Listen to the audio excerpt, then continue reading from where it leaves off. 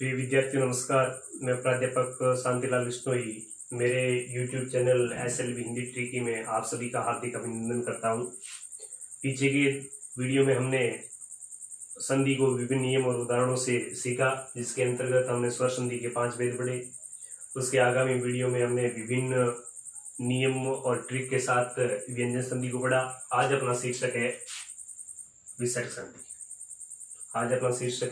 विसर्ग संधि। और विसर्ग संधि को शुरू करने से पहले मैं आपसे निवेदन करूंगा कि आप SLB हिंदी ट्रिकी चैनल को लाइक, शेयर और सब्सक्राइब करना न भूलें।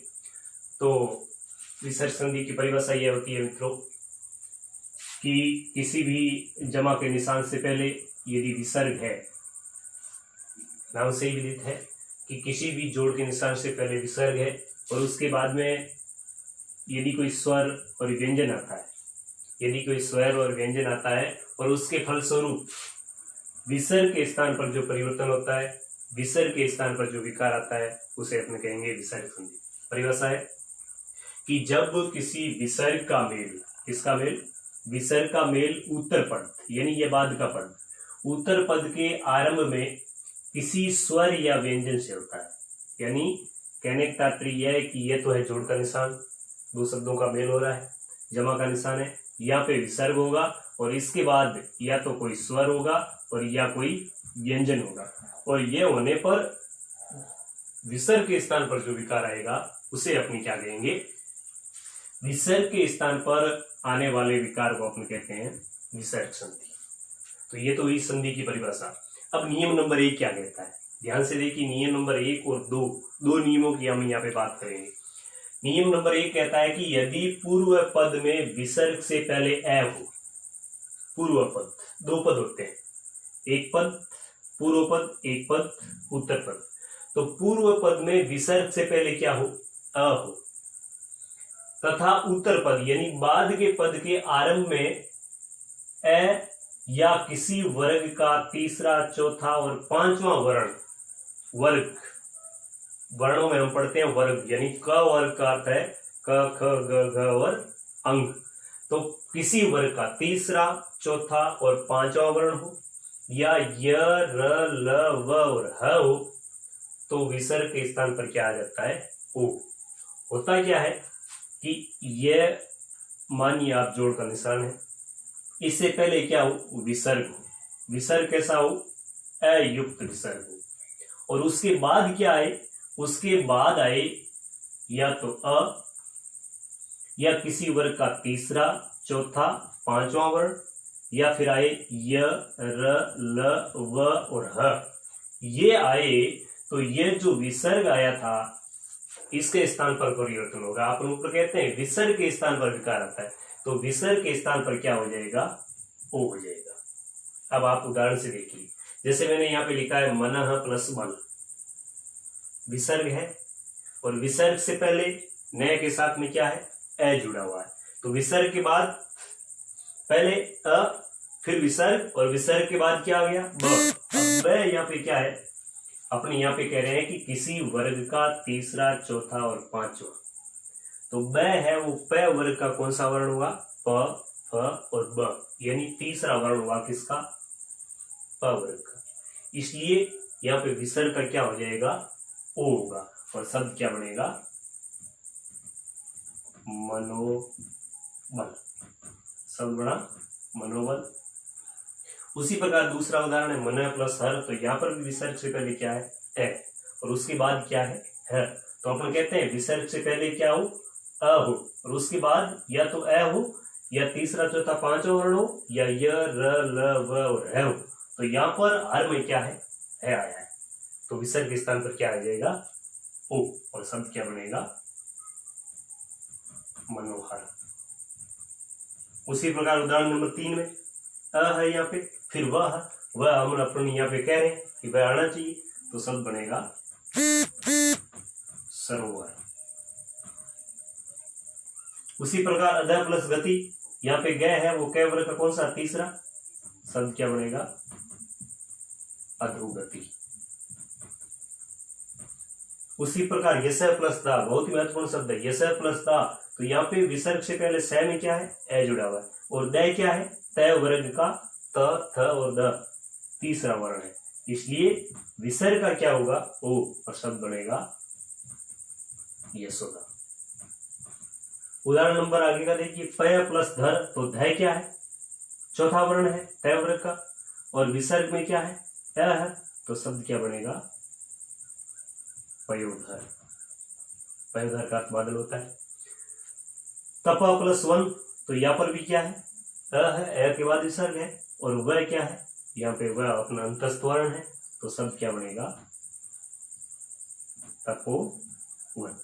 तो ये नियम इस प्रकार काम करता है। ये नियम कहता है कि विसर्ग से पहले ए हो और विसर्ग के बाद या तो ए हो या वर्ग का तीसरा, चौथा और पांचवा वर्ण हो, या फिर अंतस्थ वर्ण य, व, र, ल हो और साथ में है हो, तो विसर्ग का क्या हो जाता है, ओ हो जाता है। चलिए नियम नंबर 2 की ओर। नियम नंबर 2 कहता है कि यदि पूर्व पद के अंत में विसर्ग से पहले, वहां पे विसर्ग से पहले क्या आ रहा था, ए आ रहा था, यहाँ पे ये कह रहा है कि विसर्ग से पहले ए और आ के अतिरिक्त अन्य, यानी य, अ और आ विसर्ग से पहले नहीं, इसके अतिरिक्त अन्य कोई स्वर हो, और दूसरा पद है उसके आरंभ में या तो कोई स्वर हो या किसी वर्ग का तीसरा, चौथा और पांचवा वर्ण हो। यहाँ पे तीसरा, चौथा, पांचवा वर्ण की बात हो रही है, लेकिन वहां पे क्या आ रहा है, पहले ए आ रहा है। यहाँ पे अ और आ दोनों नहीं होने चाहिए, और तीसरा, चौथा, पांचवा वर्ण या फिर य, र, ल, व और ह वर्ण आए तो विसर्ग का क्या हो जाता है, रे हो जाता है।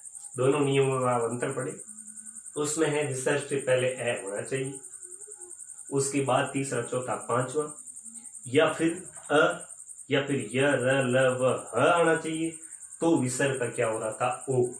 यह नियम कह रहा है कि विसर्ग से पहले ए, आ नहीं होना चाहिए, इसके अतिरिक्त कोई स्वर होता है और उसके बाद कोई स्वर आता है, या फिर तीसरा, चौथा, पांचवा वर्ण आता है, या फिर य, र, ल, व, ह आता है, तो विसर्ग का क्या बनता है, रे बनता है। देखिए, दू प्लस गंत यह शब्द है, तो यहाँ पर क्या है, दू में क्या है, ऊ है, विसर्ग से पहले क्या है, ऊ है, तो इस शर्त का पालन हो गया कि ए और आ नहीं होना चाहिए, तो ए और आ नहीं।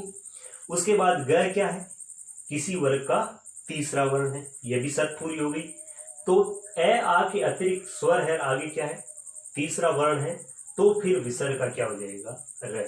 तो शब्द ये क्या बनेगा, दुर्गंध, ये शब्द बनेगा। दू, यहां पर भी यू है विसर्ग से पहले, और यहां क्या है, आ है, तो ये क्या कह रहा है, ए, आ पहले हो विसर्ग से, और उसके बाद वाले पद की शुरुआत में कोई स्वर आए, यानी ए से लगाकर औ तक कोई स्वर आ सकता है, तो यहाँ पे आ आया है और पहले दू है, तो विसर्ग का क्या हो जाएगा, रे हो जाएगा, और यहाँ पे रे ऊपर नहीं जाएगा। इसका कारण ये होगा कि रे आता है हलंत, विसर्ग के स्थान पर रे कैसा आता है, हलंत, और रे में जैसे ही आ जुड़ जाएगा तो ये शब्द क्या बन जाएगा, दुरासा। शब्द क्या बना, दुरासा। तो यहाँ पे रे ऊपर नहीं जाएगा, क्योंकि मेल किसके साथ हो रहा है, स्वर के साथ, तो स्वर के साथ मेल होते ही रे है पूरा बन गया। नी प्लस उत्तर, तो यहाँ पर भी ऊ है, वो स्वर है, और यहाँ पर विसर्ग का रे होगा, तो रे होने पर यहाँ पे नी क्यों है, क्योंकि ए आके अतिरिक्त अन्य कोई स्वर, यहाँ पे इसमें नी में क्या है, ई, तो शब्द क्या बनेगा, नी। अब देखिए यहाँ पे ऊ है, रे में मिलेगा, तो शब्द बनेगा निरुत्तर। शब्द क्या बनेगा, निरुत्तर। आगे की उदाहरण देखिए, दू प्लस जन, तो यहाँ पे दू क्या है, दू के साथ में ऊ की मात्रा है, और जय क्या है, च, छ और ज तीसरा वर्ण, तो शब्द क्या बनेगा, विसर्ग का बनेगा र, शब्द बनेगा दुर्जन। उसी प्रकार आ, सी प्लस वाद, यह शब्द कई बार पूछा जाता है कि इसका सही संधि विच्छेद क्या होता है या शुद्ध शब्द क्या होता है। तो देखिए यहाँ पे आ, सी शब्द होता है, बाद में विसर्ग होता है, और उसके बाद क्या है, वाद। तो वाद में वह क्या है, इन पांचों में से है। पहले क्या है, ई की मात्रा है, यानी ए, आ के अतिरिक्त अन्य कोई स्वर है, तो ए, आ के अतिरिक्त अन्य कोई स्वर हो, और उसके बाद कोई स्वर हो, या फिर तीसरा चौथा पांचवा वर्ण हो, या य र ल व ह में से कोई वर्ण हो, तो विसर्ग का क्या बनता है? र। तो यहाँ पर आ सी के बाद जो विसर्ग है इसका क्या बन जाएगा? र। देखिए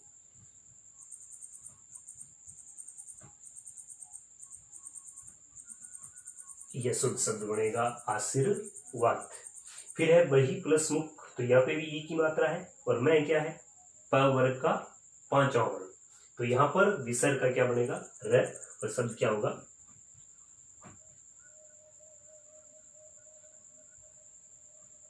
बहिर्मुख। शब्द क्या बनेगा? बहिर्मुख, सॉरी बहिर्मुख। तो शब्द बन गया बहिर्मुख। इसी प्रकार देखिए निर प्लस अर्थक, शब्द बनेगा निरर्थक। ऐसा क्यों हुआ? क्योंकि यहाँ पे विसर्ग का जैसे ही गया अलंत आया उसमें ए जुड़ने से शब्द क्या बन गया? पूरा बन गया। फिर है दू प्लस बल, तो यहाँ पे भी ऊ है और बाद में पै वर्ग का तीसरा वर्ण है, तो शब्द क्या बन गया? दुर्बल। उसी प्रकार देखिए दू प्लस आशा, यहाँ पे वैसे शब्द आ गया था दू प्लस आशा, तो इसका भी क्या हो जाएगा? दुराशा। तो ये नियम कहता है, इस प्रकार के उदाहरण देखने के बाद आपको निश्चित तौर पर ये नियम स्पष्ट तौर पर समझ में आ जाएगा। और ये नियम क्या कह रहा था कि जो भी संधि का चिन्ह है उससे पहले ए आ के अतिरिक्त ए और आ स्वर नहीं होने चाहिए, इसके अतिरिक्त कोई भी स्वर होता है और उसके बाद कोई भी स्वर वर्ग का तीसरा चौथा पांचवा वर्ण या य र ल व हो, तो वहां पे या है हो, तो वहां पे विसर्ग का क्या बन जाता है? र। र अलंत बनता है।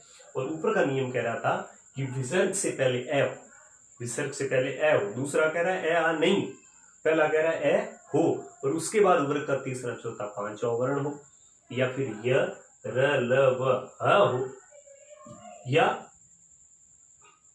अ हो, तो वहां पर विसर्ग है उसका क्या बनता है? ओ। तो इन दो नियमों की जानकारी हमने आज की क्लास में ली। उम्मीद करता हूँ आपको ये नियम बहुत अच्छे ढंग से समझ में आए होंगे। और यदि आपको यह जो भी क्लास चल रही है इसमें जो भी चैप्टर चल रहे हैं आपको अच्छी तरह से समझ में आ रहे हैं, तो आप इस वीडियो को अपने मित्रों तक पहुंचाना न भूलें। बार बार इनका आप अध्ययन करें। संधि का ये वीडियो देखने से पहले मैं आपसे फिर अनुरोध करूंगा कि आप पीछे के जितने भी संधि के वीडियो हैं उनको कर्म वाइज देखें। जरूर आपको संधि को समझने में बहुत आसानी होगी, आप सही ढंग से संधि समझ पाएंगे। और प्रतियोगी परीक्षा हो या आपकी स्कूल की परीक्षा हो उसमें आप कुछ अच्छा कर पाएंगे। इन्हीं अपेक्षा के साथ जय हिंद, जय भारत।